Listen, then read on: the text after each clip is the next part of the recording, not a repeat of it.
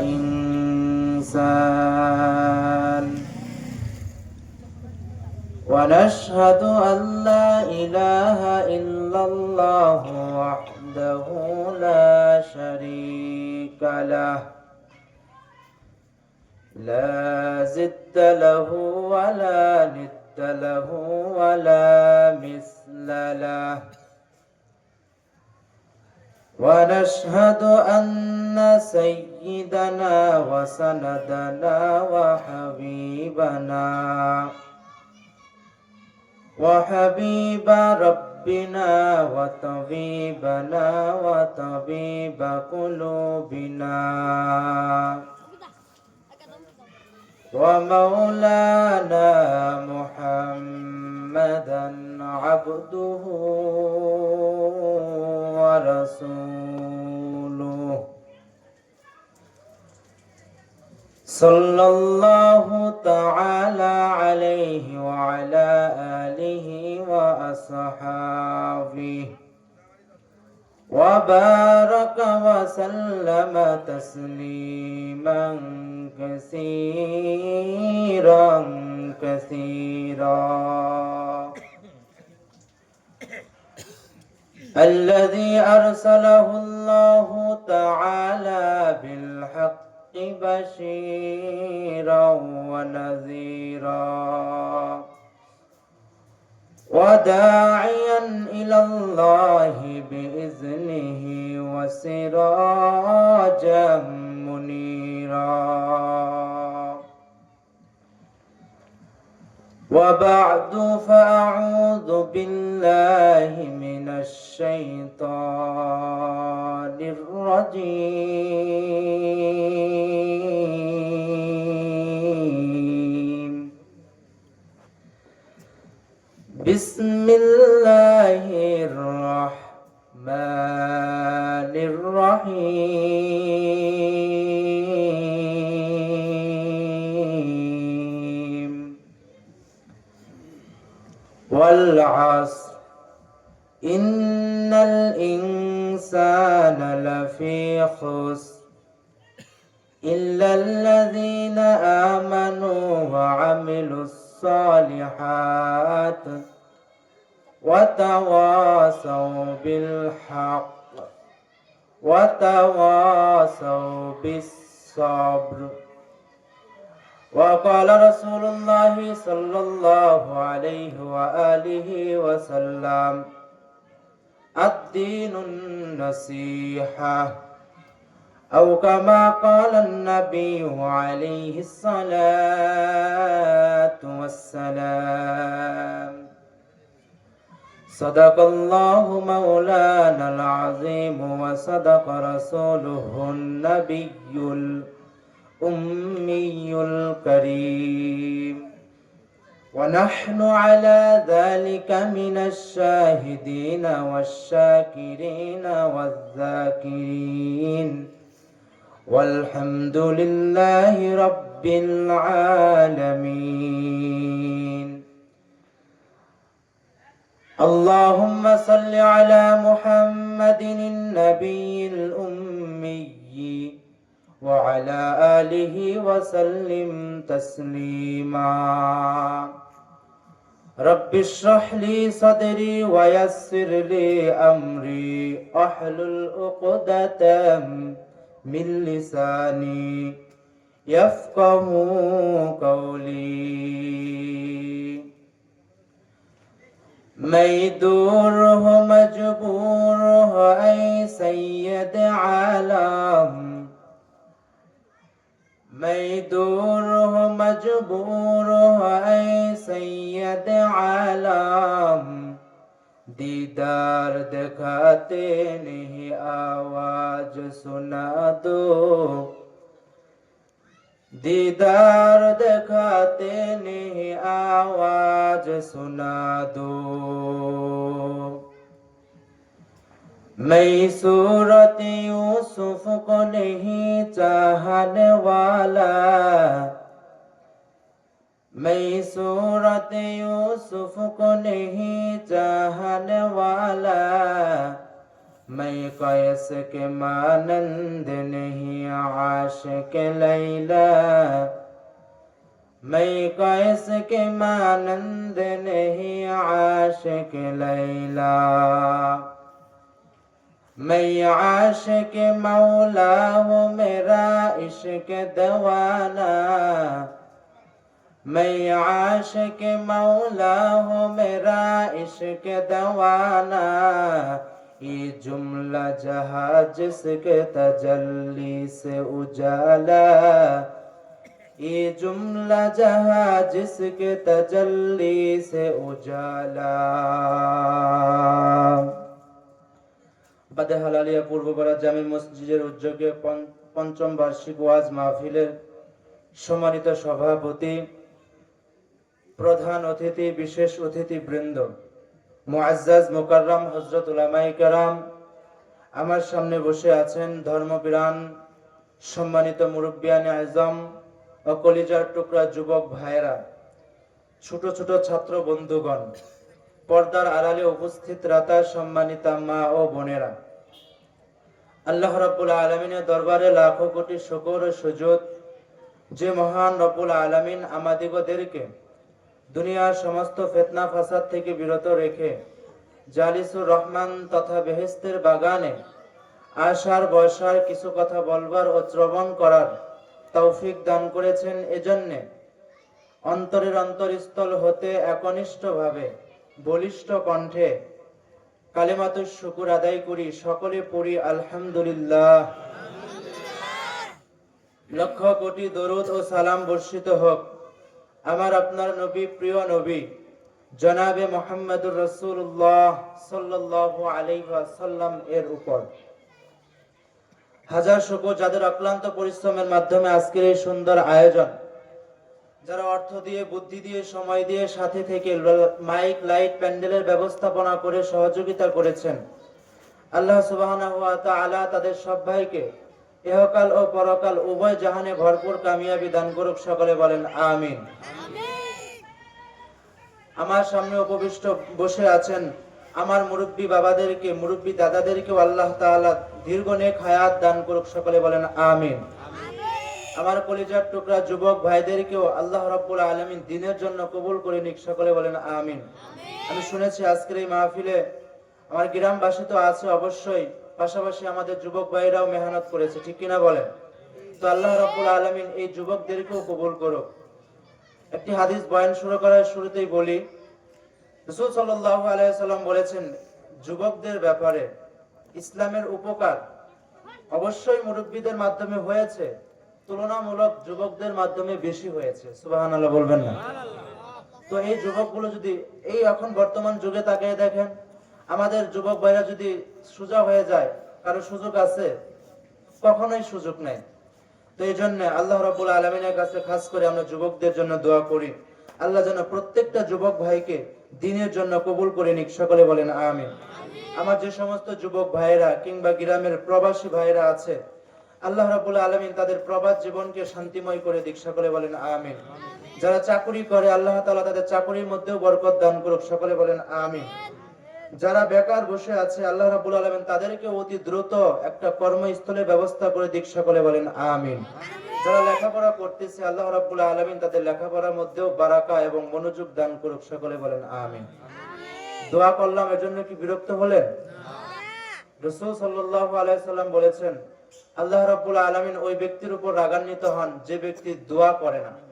অর্থাৎ আল্লাহর কাছে বেশি বেশি দোয়া করা। আপনার নিজের জন্য দোয়া করবেন, আল্লাহ আপনি আমাকে সুস্থতার নিয়ামত দান করেন, আমি যেন সুস্থ সবল থেকে 5 ওয়াক্ত নামাজ মসজিদে যে আদায় করতে পারি। নিজের সন্তানের জন্য, পরিবার পরিজনের জন্য, গ্রামের জন্য, গ্রামের প্রতিবেশী মানুষের জন্য। এখন তো বর্তমানে প্রতিবেশীদের জন্য দোয়াই হয় না, ঠিক কিনা বলেন? শুধু বদদোয়াটা সবাই করতে পারে, যার ক্ষতি হোক। দোয়া কেউ করে না, বদদোয়া না করলেও দোয়া করে না, ঠিক কিনা বলেন? তো দোয়া বেশি বেশি করা, বেশি বেশি দোয়া করা। আল্লাহ বলে আমার কাছে দোয়া করলেই আমি খুশি হই, না করলেই বেজার হই। আল্লাহ রাব্বুল আলামিন আমাদের সবাইকে বোঝার তৌফিক দান করুক, সকলে বলেন আমিন। আমি আপনাদের সম্মুখে সংক্ষিপ্ত আকারে কিছু কথা বলবার নিয়তে পবিত্র কালামুল্লাহ শরীফের 114 খানা সূরার মধ্য থেকে 103 নম্বর সূরা সূরাতুল আসর তেলাওয়াত করেছি। রাসূল আরবি সাল্লাল্লাহু আলাইহি ওয়াসাল্লামের অগণিত অপসরিত হাদিস হতে এক টুকরো হাদিস পাঠ করেছি। এই আয়াত ও হাদিসের সমন্বয় সংক্ষিপ্ত আকারে কিছু কথা আল্লাহ তাআলা আমাকে বলবার, আপনাদের সবাইকে ধৈর্য ও হিম্মতের সহিত শ্রবণ করার তৌফিক দান করুক, সকলে বলেন আমিন। আমি যে সূরাটি তেলাওয়াত করেছি সূরাটির নাম হচ্ছে সূরাতুল আসর। এই সূরাটা একদমই আকৃতিতে ছোট। কোরআনের 114টা সূরার মধ্যে থেকে সবচাইতে ছোট আকৃতির সূরা দুইটা, একটা হলো আল কাউসার, ইন্না আতাইনাকাল কাউসার, এটা মোটামুটি আপনারা সবাই জানি, ঠিক না? ছোট্ট সূরা। এই সূরা আসরটাও ছোট্ট, শুধু কেবলমাত্র 3 আয়াত বিশিষ্ট সূরা, অর্থাৎ অনেক ছোট। কিন্তু এই আয়াতের এই সূরার মর্ম মহত্ব অনেক অনেক অনেক বেশি। কত বেশি? আমার মতো মাওলানা বলে নাই, মাযহাবের ইমাম। পৃথিবীতে কয়টা মাযহাব? 4টা মাযহাব। কয়টা? 4টা মাযহাবের সব বড় বড় মাযহাবের যে প্রধান ইমাম, ইমামে শাফিঈ রাহমাতুল্লাহি আলাইহি, নাম শুনেছেন? তিনি একজন ইমাম, ফকিহ, মুস্তাহিদ ছিলেন। তিনি বলেছেন আল্লাহ সুবহানাহু ওয়া তাআলা সূরা ফাতিহা থেকে সূরা নাস পর্যন্ত এত বিশাল কোরআন নাজিল না করে যদি শুধু কেবলমাত্র সূরা আসর নাজিল করতেন মানুষের জন্য, মানুষের জীবন যাপন করার জন্য, দুনিয়া থেকে সোজা জান্নাতে যাওয়ার জন্য, এই সূরা আসরটাই যথেষ্ট। সুবহানাল্লাহ বলেন। আকৃতিতে ছোট কিন্তু এর মহত্ব কি বিশাল বিশাল। এর বিশাল বর্ণনা করে কি করা যাবে না, শেষ করা যাবে না। তো এই সূরাকে নিয়ে আলোচনা করার মতো যোগ্যতাও আমার নেই। তো যতটুকু আল্লাহ রাব্বুল আলামিন আমাকে দান করেছেন এবং করবেন, আমি এই বিষয়ের উপর সংক্ষিপ্ত আলোচনা করব। আপনারা ধৈর্যের সহিত শ্রবণ করবেন তো ইনশাআল্লাহ, আমলের নিয়তে, জীবন পরিবর্তনের নিয়তে। বয়ান তো এখন অনেক হয়, ঠিক কিনা বলেন? মাহফিল অনেক, বক্তা অনেক, শ্রোতাও অনেক। প্রত্যেক মাহফিলে দেখবেন আগের থেকে তুলনামূলক মানুষ বেশি হয়। বক্তার অভাব নাই, শ্রোতার অভাব নাই, আমলের বড় অভাব, ঠিক কিনা বলেন?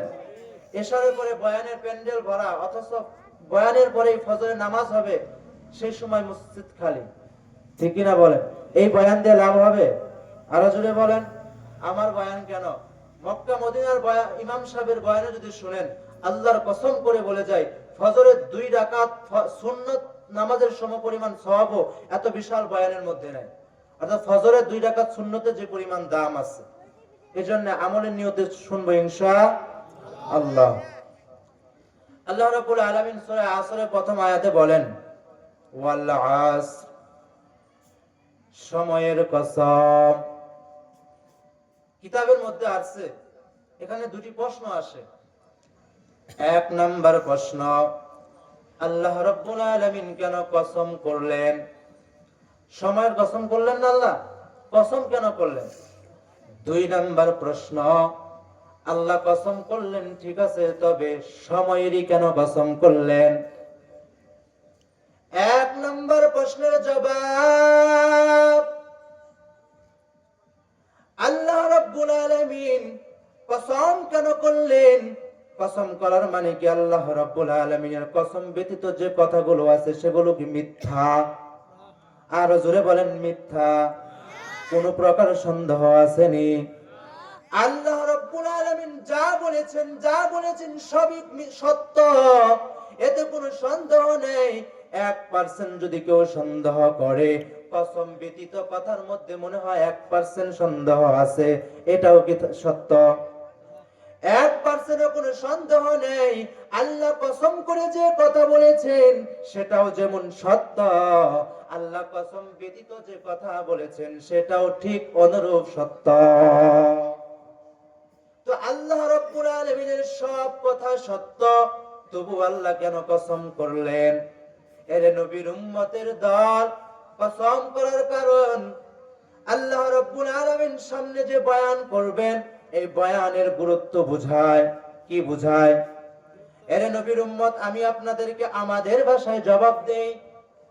কথার কথা আমি যদি এখানে বসে বলি, আপনাদের প্রধান বক্তা চলে এসেছে, আমিও বললাম, আপনারাও শুনলেন, ঠিক না? এতটুকু দেখেন তো।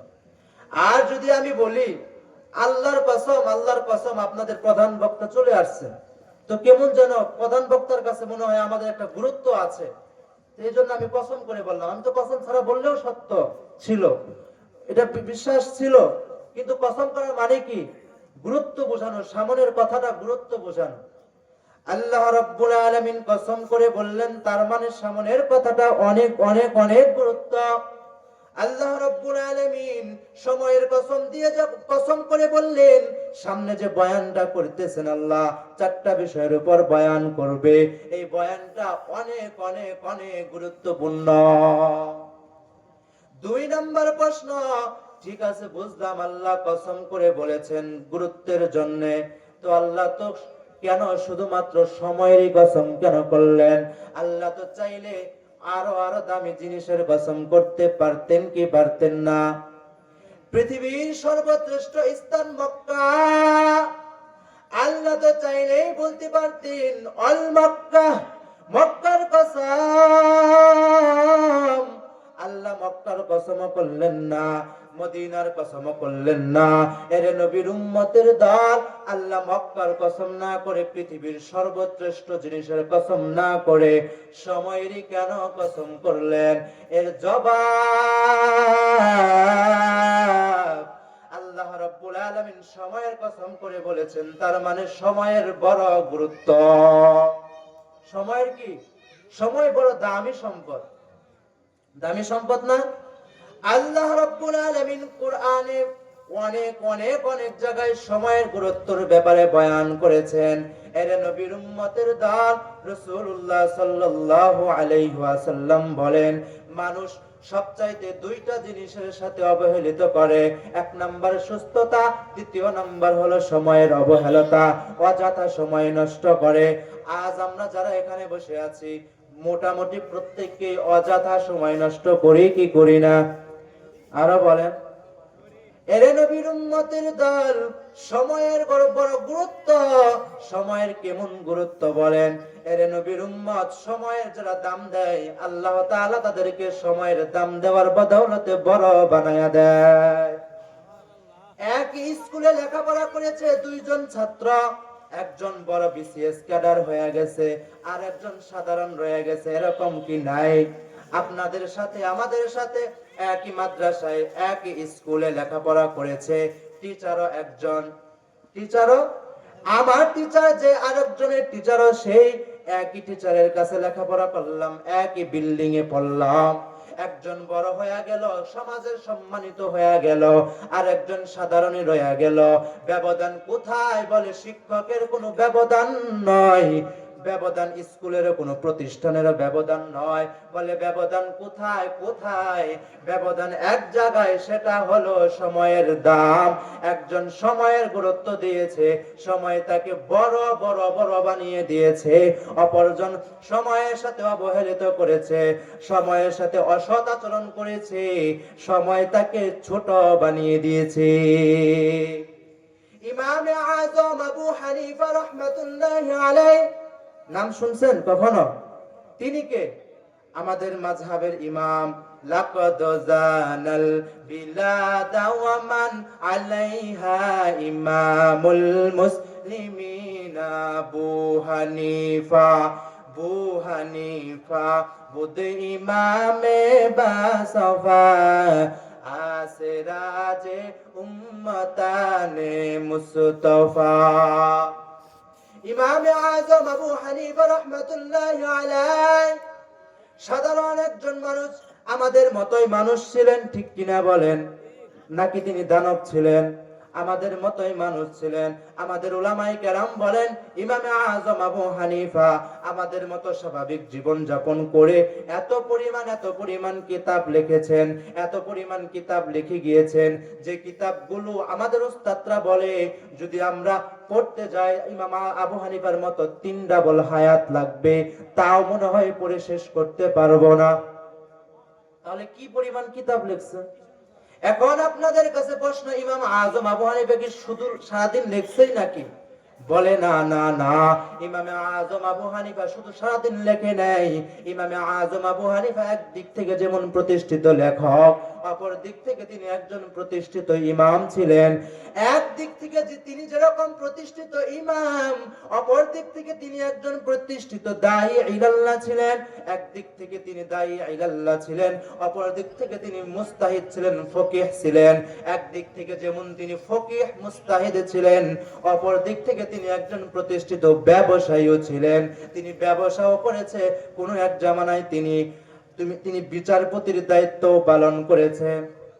একই জীবনে তিনি ব্যবসাও করেছে, বিচারপতির দায়িত্ব পালন করেছে, আবার তিনি ইমামতির দায়িত্ব পালন করেছে, মুস্তাহিদের দায়িত্ব পালন করেছে, অপর দিক থেকে তিনি লেখালেখির কাজও করেছে। এর নবীর উম্মতের দল, তিনি নিজের জীবনকে এত পরিমাণ, এত ব্যস্ততার মধ্যেও এত পরিমাণ কিতাব কিভাবে লিখলেন? উলামায়ে কেরাম বলেন একমাত্র জবাব, ইমামে আজম আবু হানিফা সময়ের বড় গুরুত্ব দিতেন। সময়ের গুরুত্ব আপনারাও দেখেন, যেই সময়কে বেশি গুরুত্ব দেয়, দেখবেন সময়ের পরিবর্তনে তাকে আল্লাহ অনেক অনেক অনেক সম্মানিত করে দেয়, ঠিক না? এখন বলেন, বর্তমান আমরা সবাই সময়ের অবহেলা করি। চার দোকানে হুদাই, কোনো কাজ নাই, এমনি এমনি চার দোকানে বসে থাকি। আমি চা খেতে নিষেধ করব না, চা খাবেন, অবশ্যই খাবো আমরা। তো চার দোকানে বসে কি ওখানে জিকির করে নাকি কেউ? নাকি সওয়াবের কাজ করে? আমি অনেক চার দোকান দেখেছি, ওখানে বসলে কোনো সওয়াবের কাজ তো দূরের কথা, বড় বড় শিরকি গুনাহ হয়ে যায়। এমন এমন গল্প শুরু হয়, এমন এমন, প্রত্যেক চার হোস্টেল আর এখানে মিটিং এ শুধু গিবত গিবত গিবত গিবত, ঠিক কিনা বলেন? প্রত্যেক চার দোকানে। এজন্য আমরা সময়কে অযথা এই যে সময় গিবত করে কাটিয়ে দিচ্ছি, আফসোস, এই সময়টা তো আমার জন্য চলে যাইতেছে, ঠিক কিনা বলেন? নাকি সময় বাড়তেছে? আমার হায়াত আল্লাহ রাব্বুল আলামিন, কথার কথা 100 বছর হায়াত দিয়েছে। 1 মিনিট চলে গেল আমার জীবন থেকে, একদিন চলে গেল আমার জীবন থেকে, একদিনই কি শেষ হয়ে গেল। এরকম করতে করতে 1 সেকেন্ড চলে যাচ্ছে আমার জীবন থেকে, সময় আস্তে আস্তে ফুরায়া যাচ্ছে। এজন্য সময় থাকতেই রব আমাদেরকে যে জন্য পাঠিয়েছে সেটা নিয়ে যেতে হবে, ঠিক কিনা বলেন? এজন্য সময়ের কসম আল্লাহ করছেন। কেন করেছেন? সময় বড় দামি সম্পদ। আল্লাহ রাব্বুল আলামিন এই দামি জিনিসের কসম করে কি বলেন? ইন্নাল ইনসানা লাফি খুসর। আল্লাহ রাব্বুল আলামিন বলেন, এক বিশাল ধমকি দিয়ে বলেন, পৃথিবীর নিঃসন্দেহে পৃথিবীর সমস্ত মানুষ ক্ষতির মধ্যে। নাউযুবিল্লাহ বলবেন না, আর জোরে বলেন না নাউযুবিল্লাহ। পৃথিবীর সমস্ত মানুষ ক্ষতির মধ্যে, বলেছেন তিনি কে? আরো জোরে বলেন না তিনি কে? এর নবীর উম্মতের দল, আল্লাহ রাব্বুল আলামিন কসম করে বললেন পৃথিবীর সব মানুষ ক্ষতির মধ্যে। এই ক্ষতির মধ্যে ব্যাড নিউজ দেওয়ার পরে আল্লাহ জানায়া দেন, ইল্লা, তবে, কিন্তু। পৃথিবীর সব মানুষ ক্ষতির মধ্যে, তবে আল্লাহ রাব্বুল আলামিন 4 বিষয়ে কথা বলেন। এই 4 গুণওয়ালা যে মানুষ থাকবে, সেই মানুষগুলো ব্যতীত। এর নবীর উম্মতের দল, আল্লাহ রাব্বুল আলামিন তো তাহলে বলতে পারতেন পৃথিবীর মধ্যে 4 শ্রেণীর মানুষ ব্যতীত সব মানুষ ক্ষতির মধ্যে, বলতে পারতেন না? কথা বুঝেন, আমি কিন্তু এক বিষয়ের উপর আলোচনা করব, একটু বুঝতে হবে, না হয় আপনারা বলবেন কি বলছে হুজুর। আল্লাহ তাআলা চাইলে কিন্তু বলতে পারতেন, ওয়াল আস, সময়ের কসম, 4 শ্রেণীর মানুষ ব্যতীত সব ক্ষতির মধ্যে। এভাবে বলতে পারতেন না আল্লাহ? আল্লাহ এভাবে না বলে ঘুরিয়ে পেঁচিয়ে কেন বললেন যে সব মানুষ ক্ষতির মধ্যে, তবে 4 শ্রেণীর মানুষ ব্যতীত? কেন বললেন? তার মানে কিতাবের মধ্যে আছে, এর মানে এই যে 4 শ্রেণী, এই মানুষগুলো খুবই কম পৃথিবীতে। এই মানুষের সংখ্যা কি, এই 4 গুণওয়ালার সংখ্যা কি? খুবই কম। দেখেন, আমি কথার কথা আমাদের ভাবে একটা উদাহরণ দেই।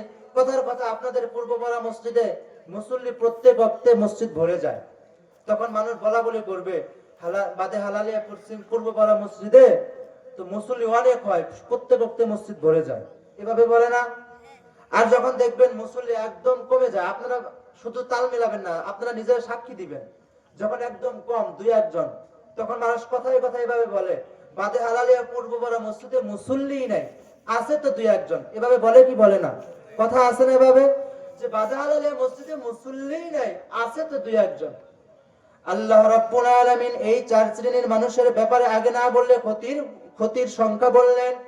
এর মানে চার শ্রেণীর যে চার শ্রেণী বয়ান আল্লাহ করবেন, এই চার শ্রেণীর সংখ্যা অনেক নয়, খুবই খুবই কম। কত কম? এক নম্বরে আল্লাহ রাব্বুল আলামিন বলেন পৃথিবীর সব মানুষ ক্ষতির মধ্যে চার শ্রেণীর মানুষ ব্যতীত, এই চার শ্রেণীর মানুষের মধ্যে এক নম্বর মানুষের ব্যাপারে আল্লাহ বলেন ইল্লাল্লাযীনা আমানু, তবে যারা ঈমান আনয়ন করেছে তারা ব্যতীত। ঈমান কি? আমানতু বিল্লাহি ওয়া মালাইকাতিহি ওয়া কুতুবিহি ওয়া রুসুলিহি ওয়াল ইয়াউমিল আখির। এরে নবীর উম্মত, আমার আপনার মালিক তিনি কে? জোরে বলতে হবে, প্রত্যেককে বলতে হবে, মালিক তিনি কে? এরে নবীর উম্মত, আল্লাহ যে আমার মালিক, এর উপর বিশ্বাস স্থাপন করার নাম কি? ঈমান। এরে নবীর উম্মতের দল, আল্লাহ রাব্বুল আলামিন আমাদের খেদমতের জন্য লক্ষ কোটি কোটি ফেরেশতা বানিয়েছেন। ফেরেশতাদের উপর ঈমান আনা, বিশ্বাস করার নাম হলো ঈমান। আল্লাহ রাব্বুল আলামিন আমাদের উপর যে কোরআন নাযিল করেছে, এই কোরআনের উপর বিশ্বাস স্থাপন করা, কোরআন যে কথা বলেছে কোরআনের উপর বিশ্বাস রাখার নাম হলো কি? আরো জোরে বলেন না কি? আপনারা এদিকে মনোযোগী হন, সবাই এদিকে। এরে নবীর উম্মতের দল, ঈমান হলো বিশ্বাস করা। কার উপর বিশ্বাস করা? আমার রিজিকের মালিক তিনি কে? আরো জোরে বলতে হবে, তিনি কে? আমার হায়াতের মালিক তিনি কে? আমার চাকরির, আমার কামাই রোজগারের মালিক তিনি কে? এরে নবীর উম্মতের দল, সব কিছু করেন তিনি কে? এই যে বিশাল আসমান কার কুদরতে আছে? আরো জোরে বলেন। জমিনটা আল্লাহ রাব্বুল আলামিন কার জন্য কে বানিয়েছেন? এরে নবীর উম্মতের দল, আল্লাহ রাব্বুল আলামিন আমাকে আপনাকে খাওয়ায়, আমার আপনার হায়াতের মালিক, আমার সবকিছুর মালিক, আমার মওতের মালিক, আমার হায়াতের মালিক, আমার সুস্থতার মালিক, আমার সবকিছুর মালিক আমার আল্লাহ। এর উপর বিশ্বাস করার নাম হলো ঈমান। আমাদের ঈমান আসেনি। এখন আপনারা বলেন, ঈমানদারের সংখ্যা পৃথিবীতে বেশি না বেঈমানের সংখ্যা বেশি? বেশি না? অবশ্যই বেশি। কত বেঈমান, খ্রিস্টান বেঈমান, ইহুদি বেঈমান, বৌদ্ধ আর যত ধর্মাবলম্বী আছে সব কি বেঈমান। তো ঈমানদারের সংখ্যা আল্লাহ বলেছেন চার শ্রেণীর মানুষ। এক নাম্বার কি? ওই মানুষ ক্ষতির মধ্যে না, তারা হলো কি? ঈমানদার। কি? আপনারা একটু সজাগ থাকেন আমার দিকে। এক নাম্বার যে গুণ লাগবে ক্ষতির মধ্য থেকে বাঁচতে, সেটার নাম কি? ঈমান। মুখস্থ করতে হবে আপনাদের, আমি আপনাদের মুখস্থ করাবো ইনশাআল্লাহ, আমি বারবার বলবো, ঠিক আছে ইনশাআল্লাহ? এক নাম্বার, পৃথিবীর সমস্ত মানুষ ক্ষতির মধ্যে, চার গুণ মানুষ ব্যতীত, তার মধ্যে এক নাম্বার লাগবে ঈমান। ঈমানদার মানুষ কখনো ক্ষতির মধ্যে না, ঈমানদার মানুষ জান্নাতি। এরে নবীর উম্মত, আল্লাহ রাব্বুল আলামিন বলেন পৃথিবীর সব মানুষ ক্ষতির মধ্যে, তার মধ্যে এক নম্বরে যারা ক্ষতির মধ্যে নয় তারা হলেন ঈমানওয়ালা। এখন বলেন, আমাদের ঈমানকে মজবুত করা লাগবে কি লাগবে না? আরো জোরে বলেন, লাগবে কি লাগবে না? আমার সব কিছু করার মালিক আমার আল্লাহ, এর উপর যখন পরিপূর্ণ বিশ্বাস স্থাপন হবে, তখনই আমি পরিপূর্ণ খাঁটি ঈমানদার হব। আর যদি আমি ঈমানদার হতে পারি, আমি ক্ষতির মধ্যে না, বলেছেন তিনি হলেন আমার আল্লাহ। দুই নম্বর যে গুণ লাগবে, পৃথিবীর সমস্ত মানুষ ক্ষতির মধ্যে, তার মধ্য থেকে চার শ্রেণীর মানুষ ব্যতীত, চার গুণওয়ালা মানুষ ব্যতীত, চার গুণের মধ্যে দুই নম্বর যে গুণটা লাগবে, আল্লাহ রাব্বুল আলামিন বলেন ইল্লাল্লাযীনা আমানু ওয়া আমিলুস সালিহাত। ঈমান আনয়ন করে বসে থাকলে চলবে না, ঈমান আনার পরে আমলে সালেহ করতে হবে। কি করতে হবে? আমলে সালেহ মানে, আমল মানে কাজ, সালেহ মানে ভালো, ভালো কাজ করতে হবে। এর নবীর উম্মতের দল, নামাজ কি কাজ? নামাজ তো একটা কাজ, ঠিক না? এই কাজটা কি কাজ? ভালো কাজ। আরো জুড়ে বলেন, নামাজ কি কাজ? রোজা রাখা কি কাজ? হজ করা কি কাজ? যাকাত দেওয়াও ভালো কাজ। রবের ইবাদত করা ভালো কাজ। মানুষের উপকার করা ভালো কাজ। এরে নবীর উম্মতের দল, আল্লাহ বলে বান্দা শুধু ঈমান আনয়ন করে বসে থাকলে চলবে না। দ্বিতীয় নাম্বার যে গুণ লাগবে, সেই গুণটার নাম হলো আমল করতে হবে। আমাদের সমাজে মানুষ এক শ্রেণীর আছে যারা বলে হুজুর নামাজ পড়া লাগবে না, ঈমান ঠিক আছে। আয় আছে না নাই বলেন? আমি কি মিথ্যা বললাম? অনেক মানুষ হুজুর আমাদের নামাজ লাগবে না, ঈমান ঠিক আছে, চার দোকানে বসে বসে বলে, ঠিক কিনা বলেন? এগুলো হয় চার দোকানের মস্ক পড়ানো। তো শুধু ঈমান আনলে চলবে না, আমলও করতে হবে। আল্লাহ রাব্বুল আলামিন কোরআনের মধ্যে জানায়া দেন, আল্লাযী খালাকাল মাউতা ওয়াল হায়াতা লিয়াবলুয়াকুম আইয়ুকুম আহসানু আমালা ওয়া হুয়াল আজিজুল গফুর।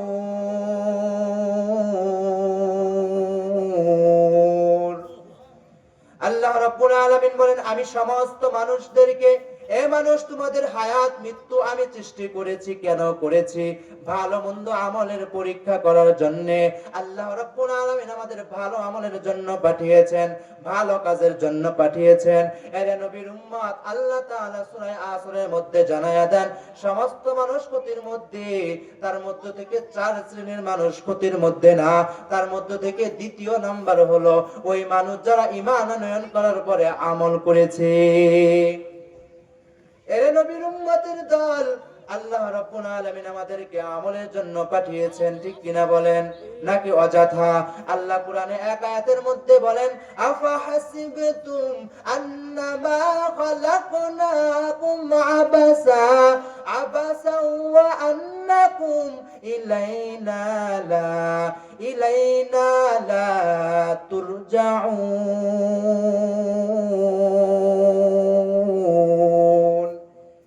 আল্লাহ রাব্বুল আলামিন বলে, হে মানুষ, তোমরা কি ধারণা করেছো আমি আল্লাহ তোমাদেরকে অনর্থক পাঠিয়েছি? না না, যদি তোমরা ধারণা করে থাকো, আমি আল্লাহ জানায়া দিলাম তোমাদেরকে আমি আল্লাহ অযথা পাঠাই নাই, অনর্থক পাঠাই নাই। কেন পাঠিয়েছি? আল্লাহ তাআলা ভিন্ন আয়াতের মধ্যে বলেন, ওমা খালাকতুল জিন্না ওয়াল ইনসা ইল্লা লিয়াবুদুন। আল্লাহ রাব্বুল আলামিন বলেন, আমি মানুষ এবং জিন জাতিদেরকে বানিয়েছি আমার ইবাদতের জন্য। ইবাদত বলা হয় আল্লাহ রাব্বুল আলামিনের হুকুম মানাকে, আর হুকুম মানার নাম হলো আমল। এর নবীর উম্মতের দল, আমল করলে ক্ষতির মধ্যে নাই, বলেছেন তিনি কে? আল্লাহ রাব্বুল আলামিন বলেছেন, পৃথিবীর সব মানুষ ক্ষতির মধ্যে। এই জায়গায় ক্ষতি মানে জাহান্নামে, অর্থাৎ পৃথিবীর সব মানুষ জাহান্নামে। তার মধ্য থেকে চার শ্রেণীর মানুষ হলো জান্নাতি। এক নাম্বার কি? যারা ঈমান আনয়ন করেছে তারা হলো জান্নাতি। ঈমান আনয়ন করার পরে ঘরে বসে থাকে নাই, ঈমান আনয়ন করার পরে তারা আমল করেছে, আর আমল যারা করেছে তারাও জান্নাতি। এখন আপনারা বলেন, শেষ শুরুর কথায় আমলের সংখ্যা বেশি না কম? এই যে আমরা যারা এখানে বসে আছি, সবাই তো মোটামুটি সবাই তো ইমানদার, ঠিক কিনা বলেন? নাকি কোনো বেঈমান বসেছে? সবাই আমরা ইমানদার, কিন্তু ইমানদারের মধ্য থেকে অনেক ইমানদার আছে যারা আজকে ফজর পড়ে নাই, ঠিক কিনা বলেন? অনেক ইমানদার আছে জুমা যদিও আজকে পড়েছে, অন্যদিন জোহর পড়ে না, ঠিক কিনা বলেন? অনেক ইমানদার আছে জোহর পড়ে না, আসরও পড়ে নাই। আজকে মাহফিলের দিন এখানে বয়ান হয়েছে, মাগরিবের নামাজও পড়ে নাই। এমন ইমানদারের অভাব নেই, ঠিক কিনা বলেন? এশারের নামাজেও পড়ে নাই, এমন ইমানদারের অভাব নেই। এর নবীর উম্মতের দল, ইমানদারের সংখ্যা পৃথিবীর অন্যান্য বেঈমানদের সংখ্যা থেকে কম, আবার সেইখান থেকে ইমানদার আমল করনেওয়ালার সংখ্যাও খুবই কম। আল্লাহ রাব্বুল আলামিন বলেছেন, এই চার শ্রেণীর মানুষ, চার গুণওয়ালা মানুষ খুবই কম হবে, খুবই অল্প। তার মধ্যে আমরা দুই নম্বরে জানতে পারলাম খুবই সংখ্যা কম। এর নবীর উম্মতের দল তিন নাম্বার আল্লাহ রাব্বুল আলামিন বলেন ওই সমস্ত মানুষ জান্নাতি যারা আমল করেছে, ঈমান আনয়ন করার পর আমল করেছে এবং আতাওয়াসাউ বিল হক, এবং নিজেও ঈমান আনয়ন করেছে, ঈমান আনয়ন করার পরে নিজেও আমল করেছে, আমল করার পরে শুধু নিজে আমল করে ক্ষান্ত থাকে নাই, অপরকেও আমলের দাওয়াত দিয়েছে, সত্যের দাওয়াত দিয়েছে। এরে নবীর উম্মতের দল, আল্লাহ রাব্বুল আলামিন বলে শুধু তুমি নামাজ পড়বা না, না তোমার সন্তানকেও নামাজের দাওয়াত দাও। শুধু তুমি নামাজ পড়বা না, না তোমার পরিবার পরিজনকে নামাজের দাওয়াত দাও। এরে নবীর উম্মতের দল, আল্লাহ বলেন কু আনফুসাকুম ওয়া আহলিকুম নারা, হে বান্দা তুমি নিজে বাঁচো, তোমার সন্তান সন্ততিদেরকে বাঁচাও, তোমার পরিবার আহালদেরকেও জাহান্নামের আগুন থেকে বাঁচাও, তোমার প্রতিবেশীদেরকেও বাঁচাও। নাকি শুধু বলছে তুমি ইবাদত করো? কিতাবের মধ্যে একটি ঘটনা, এক যুগে কোন এক যুগে এক ব্যক্তি গোটা দেশের সমস্ত মানুষ গুনাহ করত, গুনাহ করতে করতে করতে করতে এক পর্যায়ে সীমা লঙ্ঘন করে ফেলেছে, শুধুমাত্র একজন ব্যতীত। কয়জন ব্যতীত? একজন ব্যতীত। সে খুব ইবাদত করছে, সে দিন রাত 24 ঘন্টা শুধু ইবাদতই করছে, আর তার প্রতিবেশী সব মানুষ কি করছে? শুধু গুনাহ করেছে, নাফরমানি করেছে, সীমা লঙ্ঘন করেছে। এরে নবীর উম্মতের দল, যখন সীমা লঙ্ঘন করতে করতে একটা মাত্রা পারিয়ে ফেলেছে, আল্লাহ রাব্বুল আলামিনের পক্ষ থেকে ফেরেশতাদের ঘোষণা চলে আসলো, যাও যাও ওই কওমকে ধ্বংস করে দিয়ে আসো। ফেরেশতারা ডাক দিয়ে বলে, রব ওই যে কওমের মধ্যে তো একজন বুজুর্গ আপনার বন্ধু আছে, ওই বন্ধুকে তো আপনি কোন এক জায়গায় সরাইয়া দেন না হয়, উনিও তো শাস্তি পাবে, ঠিক না? একবারে আগুন লাগলে আরেকবারে তাপ লাগে কি লাগে না? এরে নবীর উম্মতের দল, পুরা কওমের মানুষ বেঈমানি করেছে, তাদের জন্য সাজা আসতেছে, একজন ভালো মানুষ সেও তো সাজা পাবে। এরে নবীর উম্মত, আল্লাহ রাব্বুল আলামিন ফেরেশতাদেরকে জানায়া দেন, এই ফেরেশতারা যাও যাও ওই যে আল্লাহওয়ালা আমার বন্ধু আমার জিকির করতেছে, ওর ওখান থেকেই তোমরা আযাবটা শুরু করে দাও। নাউজুবিল্লাহ বলেন। কেন কেন কেন? উনি তো আল্লাহর ওলি ছিলেন, উনার ওখান থেকে আযাব কেন শুরু? জবাবের মধ্যে আসছে, তিনি শুধু নিজের চিন্তা করছে, আর কারো চিন্তা করে না। আমাদের সমাজে এমন মানুষ আছে যারা ঈমান নিজে আনয়ন করেছে, নিজে নামাজ পড়ে, সন্তানকে ডাকে না, আছে না নেই? নিজে নামাজ পড়ে, অন্যকে ডাক দেয় না, যদি অন্যকে কেউ ডাকে নামাজের জন্য তাও পছন্দ করে না, এমন মানুষ আছে না নেই? এরে নবীর উম্মত, আল্লাহ বলেন, আল্লাহ রাব্বুল আলামিন এখানে বলেছেন, কুনতুম খায়রা উম্মাতিন উখরিজাত লিন-নাস তা'মুরুনা বিল মা'রুফ ওয়া তানহাউনা আনিল মুনকার। আল্লাহ রাব্বুল আলামিন বলে সর্বশ্রেষ্ঠ দামি একটি দল, যে দল মানুষদেরকে জাহান্নামের পথ থেকে, খারাপ কাজ থেকে ফিরাবে এবং জান্নাতের পথে ভালো কাজে ডাকবে। এরে নবীর উম্মতের দল, আমি আপনাদের কাছে প্রশ্ন ছেড়ে দেই, আল্লাহ রাব্বুল আলামিন কোরআনে কি বলেছে? শুধু ইমাম সাহেব ডাকবে? এই দায়িত্ব কি শুধু ইমাম সাহেবের? এই দামি উম্মতের দামি দলের অন্তর্ভুক্ত হতে হলে কি শুধু কি আল্লাহ বলছে ইমাম সাহেবদের মধ্যে ওই ইমাম সাহেব দামি যে দাওয়াত দেয় এই কথা বলেছেনই?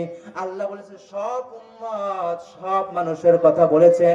আমারও যেরকম অন্য মানুষকে আল্লাহর কোরআনের সত্য প্রকাশ করানোর দায়িত্ব, আপনারও দায়িত্ব। এর নবীর উম্মতের দল, যদি আপনি অন্য মানুষকে আল্লাহর কোরআনের, আল্লাহর দ্বীনের সত্যের কথা বয়ান করেন, আল্লাহ বলেছেন আপনি ক্ষতির মধ্যে না, আর যদি এই গুণের মধ্যে আপনি না থাকেন, আল্লাহ বলেছেন আপনি ক্ষতির মধ্যে। এখন আপনারা যাচাই করেন, দায়িত্ব আমার না আপনারও? আমাদের সবার না? তো আমরা তো শুধু ভাগ করে দিচ্ছি, শুধু হুজুরটা বলবে নামাজ পড়ো, আমরা বলবো না। আমার ঘরে সন্তান যদি নামাজ না পড়ে আমি খোঁজ খবর নিব না, তাকে নিতে হবে। আপনারা বুঝতেছেন কথা? আমি শুধু নামাজ পড়বো না, আমার সন্তানকেও নামাজ পড়াবো ইনশাআল্লাহ। আমি শুধু নামাজ পড়বো না, আমার স্ত্রী আহলিয়াকেও আমি নামাজ পড়াবো ইনশাআল্লাহ।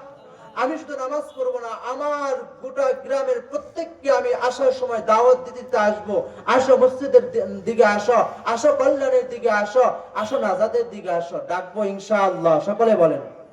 আরে নবীর উম্মতের দল যদি ডাকতে পারি ক্ষতির মধ্যে নাই, বলেছেন তিনি কে? আর এই জায়গায় ক্ষতি মানে জাহান্নামী। যারা জাহান্নামী তারা মানুষকে ডাকবে না নামাজের দিকে, তারা মানুষকে রোজার দিকে ডাকবে না, তারা কোরআনের তাফসীর করবেও না, করাটাকেও সাপোর্ট করবে না। সমাজের মধ্যে অনেক মানুষ আছে যারা কোরআনের তাফসীরের বিপক্ষে, ঠিক কিনা বলেন? এরে নবীর উম্মতের দল, আল্লাহ রাব্বুল আলামিন বলেন পৃথিবীর সব মানুষ ক্ষতির মধ্যে, তার মধ্য থেকে 4 শ্রেণীর মানুষ ব্যতীত। আমি বারবার বলার উদ্দেশ্য আপনাদেরকে 4 গুণ মুখস্থ করাবো। মুখস্থ হইতেছে না ইনশাআল্লাহ? 1 নাম্বার আল্লাহ রাব্বুল আলামিন বলেছে ঈমান। বান্দা যদি ঈমান আনয়ন করো, ঈমান আনলে তুমি ক্ষতির মধ্যে না। 2 নাম্বার, ঈমান শুধু নিজে আনলা চলবে না, ঈমান আনার পরে তোমাকে আমল করতে হবে। বান্দা তুমি নিজে ঈমান এনেছো, নিজে আমল করেছো, প্রতিবেশীকে তুমি দ্বীনের দাওয়াত দাও নাই, প্রতিবেশীকে জান্নাতের সুসংবাদ দাও নাই, প্রতিবেশীকে তুমি জাহান্নামের আযাবের কথা বয়ান করো নাই। এরে নবীর উম্মতের দল, যদি তুমি এই দলের মধ্যে থাকো তাহলে তুমি ক্ষতির মধ্যে আছো, জাহান্নামের পথে আছো। আর যদি তুমি নিজে নামাজ পড়ার পরে অন্যকে নামাজের দাওয়াত দিয়েছো তাহলে তুমি জান্নাতের পথে আছো, বলেছেন আমার আল্লাহ। এখন বলেন, এই 3 নাম্বার গুণের অধিকারীও কি অনেক মানুষ না খুবই কম? এরে নবীর উম্মতের দল খুবই কম, তার মানে জান্নাতের সংখ্যা খুবই কম।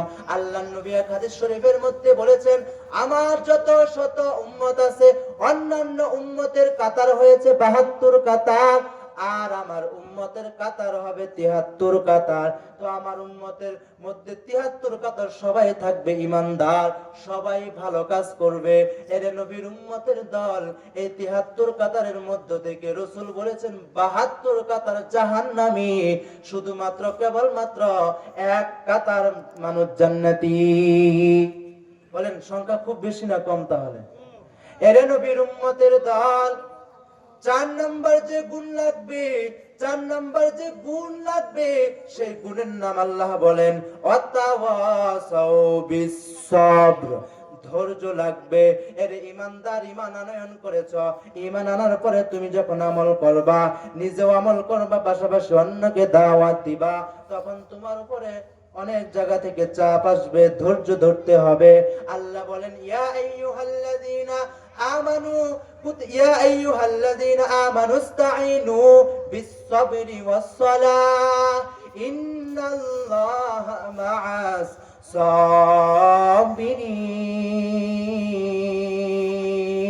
সাবিরিন। আল্লাহ রাব্বুল আলামিন বলেন মুসিবত আমি দেই, এই মুসিবতের সময় তোমরা ধৈর্য ধারণ করো, ধৈর্যের সহিত নামাজে দাঁড়ায় যাও, নিঃসন্দেহে আমি আল্লাহ ধৈর্য ধারণকারীর সাথে থাকি। সুবহানাল্লাহ বলেন। আজ যদি আমাদের এমপি সাহেব বলে আমি অমুকের সাথে আছি, তার কোনো আর লাগে? যদি এমপি সাহেব বলে ও আমার লোক, এই গ্রামের ওই ছেলেটা আমার লোক, ওর উপরে এলাকা আর কেউ আছে? বলেন। আল্লাহ রাব্বুল আলামিন জানায়া দেন ধৈর্য ধারণকারী বান্দার সাথে আমার আল্লাহ আছেন। বলেন যদি ধৈর্য ধারণ করেন তাহলে আমার সাথে থাকবেন তিনি কে? যার সাথে আল্লাহ থাকে তার কোনো অভাব আসেনি, তার কোনো দুশ্চিন্তা আসেনি। এরে নবীর উম্মতের দল, ধৈর্য বড় দামি সম্পদ। ধৈর্য কেমন দামি সম্পদ, আল্লাহ রাব্বুল আলামিন পবিত্র কোরআনে জানায়া দেন ইন্নামা ইউওয়াফাস সাবিরুনা আজরাহুম বিগাইরি হিসাব। আল্লাহ রাব্বুল আলামিন বলেন নিঃসন্দেহে ধৈর্য ধারণকারীরা কাল কিয়ামতের কঠিন দিনে বিনা হিসাবে জান্নাতে যাবে। সুবহানাল্লাহ বলেন। এরে নবীর উম্মত, ধৈর্য বড় দামি সম্পদ। ধৈর্য কেমন দামি সম্পদ, কারণ ধৈর্য ধারণ করেছেন পয়গম্বর আলাইহিস সালাতু ওয়াস সালামরা, ঠিক কিনা বলেন? এরে নবীর উম্মতের দল, ধৈর্য ধারণ করেছেন পয়গম্বর আইয়ুব আলাইহিস সালাম, ধৈর্য ধারণ করেছেন পয়গম্বর ইব্রাহিম আলাইহিস সালাম ও তার সন্তান ইসমাঈল আলাইহিস সালাম। এরে নবীর উম্মত, আইয়ুব আলাইহিস সালাম কি পরিমাণ ধৈর্য ধারণ করেছে? এরে নবীর উম্মত, তাফসীরের কিতাবের মধ্যে আছে পয়গম্বর আইয়ুব আলাইহিস সালাতু ওয়াস সালামের ক্ষমতার অভাব ছিল না, রাজত্ব ছিল, বিশাল ক্ষমতা ছিল, বাড়ি গাড়ি ছিল, সুন্দর চেহারা ছিল, চেহারা সুন্দর থাকার কারণে শক্তিও ছিল শরীরের মধ্যে এবং একাধিক স্ত্রীও ছিল। এক পর্যায়ে পয়গম্বর আইয়ুব আলাইহিস সালামের সন্তানও অনেক ছিল। এ নবীর উম্মত, আল্লাহর পক্ষ থেকে সমস্ত নিয়ামত পয়গম্বর আইয়ুব পেয়েছিল। তো আইয়ুব আলাইহিস সালাতু ওয়াস সালাম এত সমস্ত নিয়ামত পাওয়ার পরে আল্লাহ রাব্বুল আলামিন পয়গম্বর আইয়ুব আলাইহিস সালাতু ওয়াস সালামকে পরীক্ষা করলেন, ধৈর্যের পরীক্ষা। এর নবীর উম্মত কেমন পরীক্ষা! এক পর্যায়ে নবী আইয়ুবের কাছ থেকে ক্ষমতা নিয়ে গেলেন, এক পর্যায়ে নবী আইয়ুবের কাছ থেকে ক্ষমতা চলে গেল, রাজত্ব চলে গেল, স্ত্রীরাও চলে গেল, শরীর সুন্দর বডি ছিলেন, বডিটাও অসুখ হয়ে, রোগ হয়ে, ঘা হয়ে পচে গেল।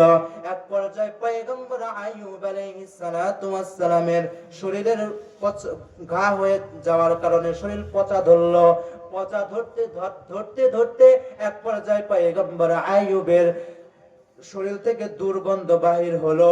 দুর্গন্ধ বাহির হওয়ার কারণে কওমের কেউ পয়গম্বর আইয়ুবের সাথে থাকতে পারলো না। এজন্য নবী আইয়ুবকে তার কওম থেকে, তার ঘর থেকে বাহির করে সেই দূর জঙ্গলে ফেলে দিয়ে আসলো। পয়গম্বর আইয়ুবের সাথে কেউ নাই, শুধুমাত্র একজন স্ত্রী, পয়গম্বর শুআইব আলাইহিস সালামের কন্যা হযরত রাহমা নামক স্ত্রী আইয়ুব নবীর, তিনি শুধু পয়গম্বর আইয়ুবের সাথে ছিল। তাছাড়া দুনিয়ার সব আইয়ুবের কাছ থেকে আলাদা হয়ে গেল। নবী আইয়ুব এত বিশাল মুসিবতে পড়েছেন, কেউ তার পাশে নাই, তার ক্ষমতাও নাই, সুন্দর বডিও নাই, বডিটাও পচে যাইতেছে, বড় কষ্ট, বড় কষ্ট। এই কষ্টের মধ্যেও পয়গম্বর আইয়ুব আল্লাহকে ভুলে না, জিহ্বা দিয়ে জিকির করে সর্বদা আল্লাহকে ডাকে, আল্লাহ আল্লাহ বলে ডাকে। এক পর্যায়ে পয়গম্বর আইয়ুবের কাছ থেকে আল্লাহ জিহ্বাটাও নিয়ে নিলেন, গা হয়ে গেলেন, জিহ্বার মধ্যেও গা হয়ে গেলেন। নবী আইয়ুবের যখন জিহ্বার মধ্যে গা হয়ে গেলেন, অন্তর দিয়ে রবকে ডেকে বলে, রে মালিক, আপনি আমার সব নিয়ে গেছেন, আপনি আমার ক্ষমতা নিয়ে নিয়েছেন, আপনি আমার বডিটাও নিয়ে নিয়েছেন, আপনি আমার জিহ্বাটাও নিয়ে গিয়েছেন, কিন্তু অন্তর থেকে তো আপনি আমাকে কখনো আপনাকে সরাতে পারবেন না। এরে নবীর উম্মত, আইয়ুব আলাইহিস সালাতু ওয়াস সালাম এত মুসিবতের সময় আমার আল্লাহকে ভুলে নাই। এরে নবীর উম্মত, কেন কেন কেন? কারণ পয়গম্বর আইয়ুব আলাইহিস সালাম ধৈর্যের পরীক্ষায় উত্তীর্ণ করেছেন। সুবহানাল্লাহ বলবেন না? আজ তো আমাদের ধৈর্যই নাই, ঠিক কিনা বলেন? এর নবীর উম্মতের দল ধৈর্য ধারণ করেছেন পয়গম্বর ইব্রাহিম আলাইহিস সালাম। কেমন ধৈর্য ধারণ করেছে পয়গম্বর ইব্রাহিম!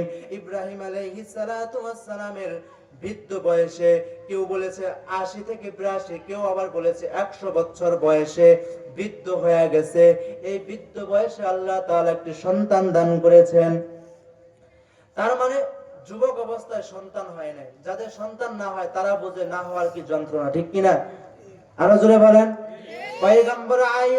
পয়গম্বর ইব্রাহিম আলাইহিস সালাম সেই যৌবন বয়স থেকেই সন্তান নাই, রবের কাছে দোয়া করে, ধৈর্য ধারণ করে, রবের কাছে দোয়া করতে করতে করতে করতে এক পর্যায়ে পয়গম্বর ইব্রাহিম আলাইহিস সালাতু ওয়াস সালামের বৃদ্ধ বয়সে সন্তান হলো।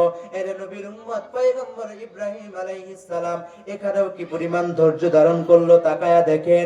আজ যদি আমাদের সন্তান না হয় 1 থেকে 2 বছর চেক করি, তারপরে যদি না হয় আমরা শিরক কুফর করতে বাধ্য হই, ঠিক কিনা বলেন? দেখবেন সন্তান না হলে তখন পীরের দরবারে, ভণ্ডদের দরবারে দৌড়ায়, ওখানে গিয়ে মাজারে গিয়ে সেজদা করে আর মানত করে আসে, এটা করলে এটা করলে ওইটা করলে সন্তান হবে, ঠিক কিনা বলেন? নাকি আমি মিথ্যা বললাম? আপনারা চুপ থাকার মানে তো মিথ্যাবাদী, ঠিক কিনা বলেন? আমরা করি কি করি না? 1 থেকে 2 বছর খুব বেশি হলে অপেক্ষা করি, এতটুকু করে না। যদি না হয় 2 থেকে 3 বার, তারপরে শিরক করতে বাধ্য হয়ে যায় মানুষ। অথচ পয়গম্বর ইব্রাহিম আলাইহিস সালাম একজন নবী ছিলেন, নবী তার বংশধরে খুবই প্রয়োজন। এরপরেও তিনি সন্তান হয় না বলে, সন্তান হয় না এজন্য তিনি শিরক করে নাই, কোনো মানুষের কাছে চাই না। চেয়েছেন কার কাছে বলেন? ধৈর্য ধারণ করলে যে আল্লাহ তাআলা দেন, প্রমাণ করেছেন কে? আল্লাহ। পয়গম্বর ইব্রাহিম আলাইহিস সালামকে বৃদ্ধ বয়সে সন্তান দিয়েছেন, সুবহানাল্লাহ বলেন। এরে নবীর উম্মতের দল, পয়গম্বর ইব্রাহিম আলাইহিস সালাম বৃদ্ধ বয়সে যখন সন্তান পেলেন, আল্লাহ রাব্বুল আলামিন এক বিশাল পরীক্ষার মধ্যে সম্মুখীন করলেন। পয়গম্বর ইব্রাহিম আলাইহিস সালাতু ওয়াস সালামের সন্তান ইসমাঈল যখন দুনিয়াতে আগমন করলেন, ইসমাঈল আলাইহিস সালাতু ওয়াস সালামের জন্মের পর আল্লাহ রাব্বুল আলামিন পয়গম্বর ইব্রাহিমকে স্বপ্ন দেখাইলেন, আরে ইব্রাহিম, তোমার পছন্দের জিনিস তুমি কুরবানি করে দাও। পয়গম্বর ইব্রাহিম যখন এই স্বপ্ন দেখলেন, এই ঘটনা মোটামুটি আমরা সবাই জানি, ঠিক কিনা বলেন? পয়গম্বর ইব্রাহিম আলাইহিস সালাতু ওয়াস সালাম তার এই আদরের সন্তানকে জবাই করার জন্য একবারের জন্য ভাবেন নাই, আমার আদরের সন্তান কেন দিয়ে দিব। আল্লাহ নির্দেশ দিয়েছে, একবারের জন্য কল্পনা করেন নাই, ভাবেনও নাই। এটা এর নবীর উম্মতের দল একমাত্র সন্তান বৃদ্ধ বয়সে দিয়েছে। কি আদরের সন্তান! আমার আপনার যদি সঠিক বয়সে 10 জন সন্তানও থাকে, একজন সন্তানকে কি আপনি দিয়ে দিবেন নাকি জবাই করতে? এরে নবীর উম্মত পয়গম্বর আইয়ুব, পয়গম্বর ইব্রাহিম আলাইহিস সালাম কি পরিমাণ ধৈর্যের দৃষ্টান্ত কায়েম করেছেন। আদরের সন্তানকে আল্লাহ রাব্বুল আলামিনের জন্য কুরবানি করার জন্য নিয়ে চলে গিয়েছেন। ওই পাহাড়ে যাওয়ার পর পয়গম্বর ইব্রাহিম তার সন্তান ইসমাঈলকে ডাক দিয়ে বলে, হে ইসমাঈল, আমি স্বপ্ন দেখলাম তোমাকে জবাই করতেছি, তুমি কি বলো? এরে নবীর উম্মত ইসমাঈল আলাইহিস সালাম কি পরিমাণ ধৈর্য ধারণ করেছে। আল্লাহ রাব্বুল আলামিনের এই হুকুমের কথা শোনার সাথে সাথে পয়গম্বর ইসমাঈল তার পিতা ইব্রাহিমকে ডাক দিয়ে বলে, ক্বালা ইয়া আবাতি ফাল মা তুমার সাতাজিদুনি ইনশাআল্লাহু সাতাজিদুনি ইনশাআল্লাহু মিনাস সাবিরিন।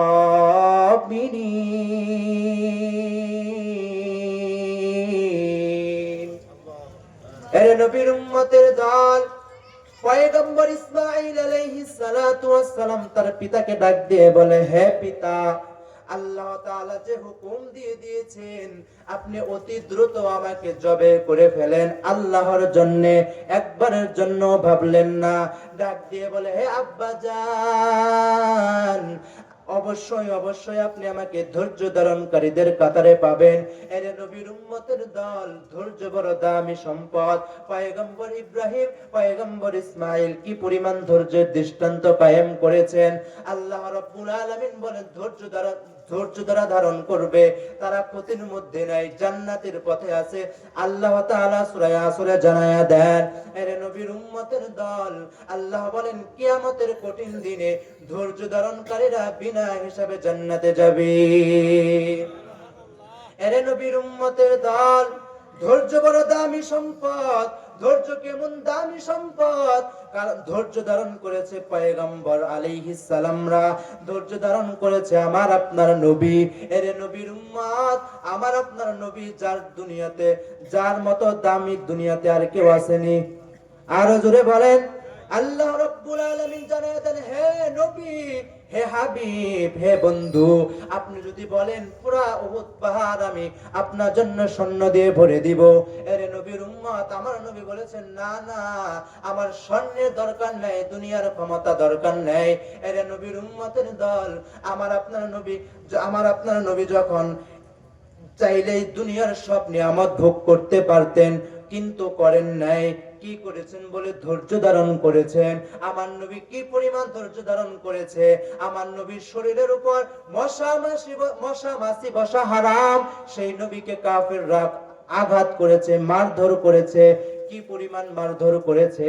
এর নবীর উম্মত, হাদিসের কিতাবের মধ্যে আসছে, আল্লাহর নবী সাল্লাল্লাহু আলাইহি ওয়াসাল্লাম মক্কার মানুষদেরকে দ্বীনের দাওয়াত দেয়, মক্কার মানুষরা দ্বীন কবুল করে না। আল্লাহর নবী এক পর্যায়ে তাইবে চলে গেলেন, তাইবের মানুষদেরকে দ্বীনের দাওয়াত দেওয়ার জন্য। এর নবীর উম্মতের দল, নবী যখন তাইবের ময়দানে দ্বীনের দাওয়াত দেওয়ার জন্য গেলেন, তাইবের বেঈমানেরাও দ্বীনের দাওয়াত কবুল করলেন না। শুধু করেন না, এতটুকুতেই ক্ষান্ত নয়, আমার আপনার নবীর শরীরে তাইবের বেঈমানেরা পাথর নিক্ষেপ করেছে। নাউজুবিল্লাহ বলেন না। যে নবীর শরীরে মশা মাছি বসা হারাম, যে নবীর শরীরে একটা আঘাত করা হারাম, সেই নবীকে বেঈমান কাফেরেরা পাথর আঘাত করে করে করে করে এক পর্যায়ে পয়গম্বরের শরীর থেকে রক্ত বাহির হওয়া শুরু করেছে। রক্ত বাহির হতে হতে হতে হতে এক পর্যায়ে নবীর শরীর থেকে রক্ত বেরিয়ে জামা মুবারক ভিজে গিয়েছে। জামা ভিজে গিয়ে গড়ায়া গড়ায়া পড়ে একদম পায়ের সাথে মিশে গেছে। কি পরিমাণ কষ্ট দিয়েছে। আল্লাহ রাব্বুল আলামিন ফেরেশতা জিবরাইল আমিনকে পাঠিয়ে দিয়ে বলেন, এ ফেরেশতা যাও যাও আমার বন্ধুকে যে বলো তায়েবের গোটা মানুষদেরকে যেন ধ্বংস করে দেয়। এর নবীর উম্মত, আমার আপনার নবী কি পরিমাণ ধৈর্যশীল, উম্মতের জন্য কি পরিমাণ মায়া। আমার আপনার নবী ফেরেশতাদেরকে ডাক দিয়ে বলে, হে জিবরাইল, না না না না, আজ না হয় তায়েবের মানুষেরা আমাকে চিনে না, আজ না হয় তায়েবের মানুষেরা আমার রবকে চিনে না, আজ না হয় তায়েবের মানুষেরা দ্বীনের দাওয়াত বুঝে না, সত্য দিন বুঝে না। একদিন এমন হতে পারে এই তায়েবের জমিন থেকে ইসলামের পতাকা উড়বে। সুবহানাল্লাহ। আর এখন দেখবেন এই যে আমাদের দাওয়াত তাবলীগের অনেক মেহনতের সাথে সেই তায়েব থেকে আসে, তারা কান্না করে আর বয়ান করে। আমাদের আজকে কপাল ভালো, সেদিন যদি আমার নবী ওখানে না থেকে অন্য কোনো মানুষ থাকতো আর আল্লাহর পক্ষ থেকে যদি লাআনতের দোয়া বদদুয়া চলে আসতো, তাহলে তিনি সাথে সাথে বদদুয়াকে কবুল করতেন আর তাই ধ্বংস হয়ে যেত, আর আমরা এখানে আসতে পারতাম না। আমার নবী কি পরিমাণ ধৈর্যশীল। আমাকে যদি আমি যদি আপনাদের কিংবা আমাকে যদি আপনারা একটা ধমক দেন, আমার মাথা গরম হয়ে যাবে। আপনাদের গরম হবে কি হবে না? একটা ধমক দিল, অথচ নবীজিকে মারতে মারতে রক্ত বাহির করে ফেলেছে, নবীজি বেহুশ হয়ে গিয়েছে। এত কষ্ট দেওয়ার পরেও আমার নবী কি করেন নাই? ধৈর্য হারা হন নাই। এই জন্য ধৈর্য বড় দামি সম্পদ। ধৈর্য ধারণ করতে হবে কি হবে না?